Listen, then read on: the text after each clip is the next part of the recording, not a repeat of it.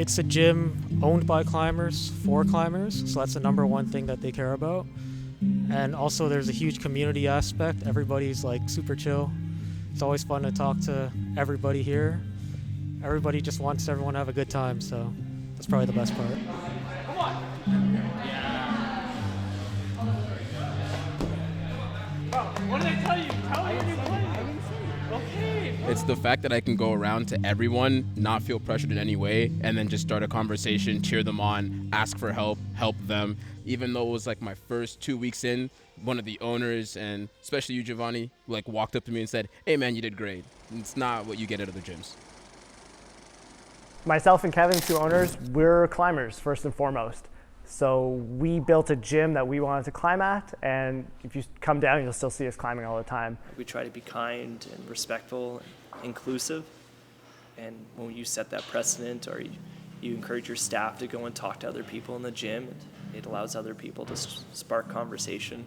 One of the core philosophies of Toprock when we started was that we were a community-focused gym. That was the most important aspect of what we were doing, was that we wanted this to be an environment where you hang out with your friends. No one's taking it too seriously. There's no one just getting up and like ruining the vibe. Oh, Toprock, you gotta love the community here.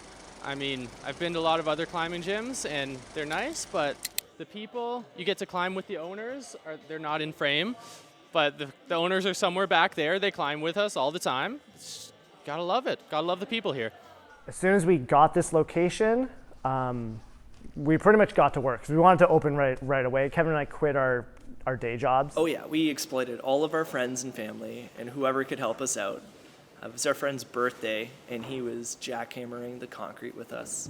You know, my uncle came down, we started like building out the bathrooms, painting the walls, doing everything. You know, we were trying to save as much money as we could, so we were doing the jackhammering. Like our plumbers were like, this is the line, rip it up.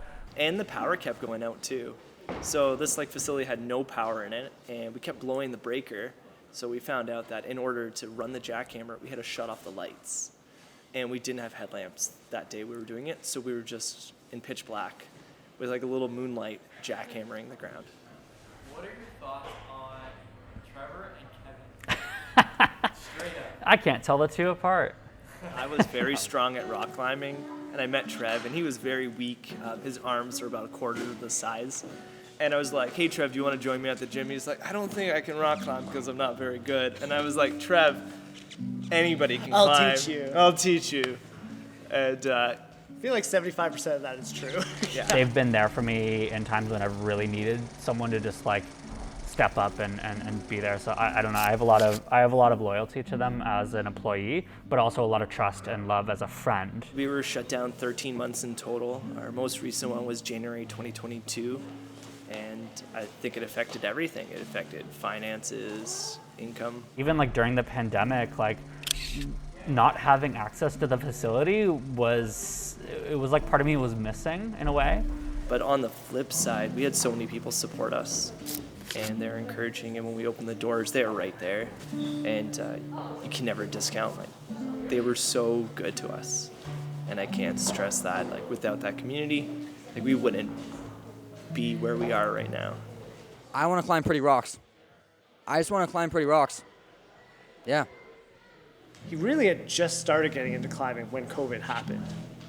And he somehow still got stronger through all of that. Because in climbing, you need to be willing to fall and fail to get better. Matt, I mean, he's just like natural athlete. People here are really amazing. Trevor, one of the owners, he mentored me for a long time, and he was my climbing coach for 2 seasons. One other person in specific, Jeremy Baju, love that man. He helped me for like years, and he's really, really helped improve my climbing. So yeah, the people here are the main reason why I've gotten better.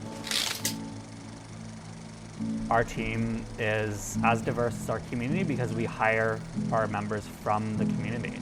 As we have a lot of women who work here, a lot of women who climb here, and it's nice to just have people around you who you feel comfortable being around and who just like kind of get it, because like for a lot of women in climbing, often we can feel like it's quite a boys' club, and at times that's true, at times that's not, but a lot of it is about fostering an environment where that stops being true.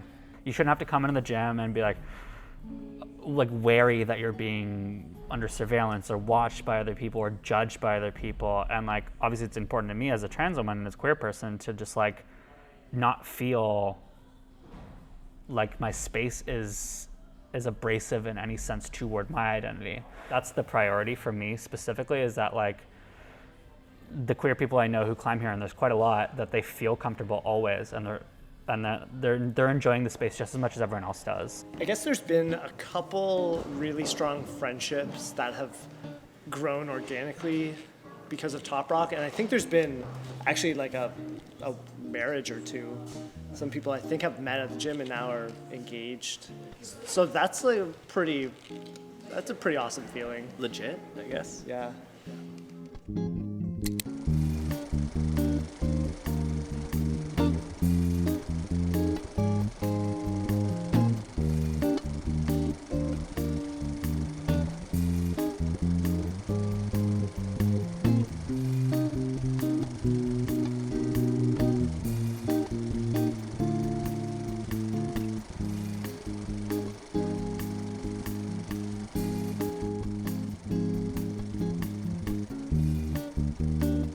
It's almost like a family. Like I know that if I'm not feeling well, I can just come here, hang out, have a good time. If I'm feeling amazing, I can come here, share great positive news, and like I'll just be like applauded and like congratulated. So there's no toxicity here. For a beginner climber, even up to intermediate climbers, it's just a great place to come, have a great session.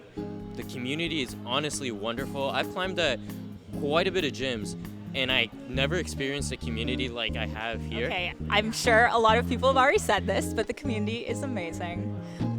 Just everyone's great, everyone's friendly, encouraging. It just makes you want to come back and climb more.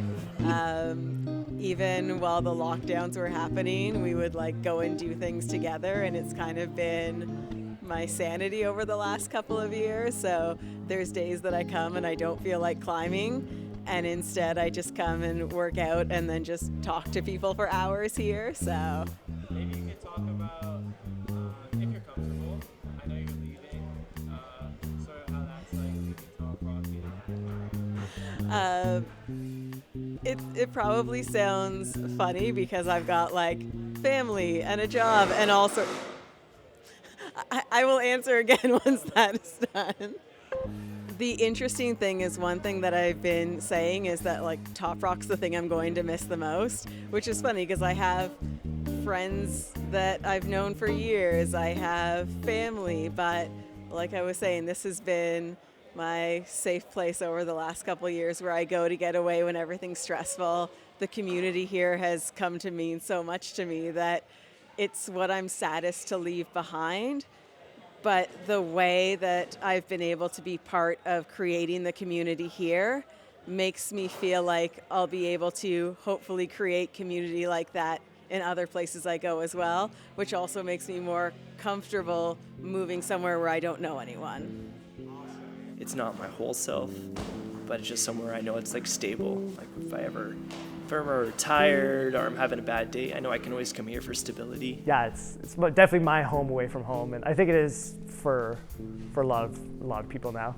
It's a special place, and I don't know, I really love it. Yeah. That's a wrap. Woo!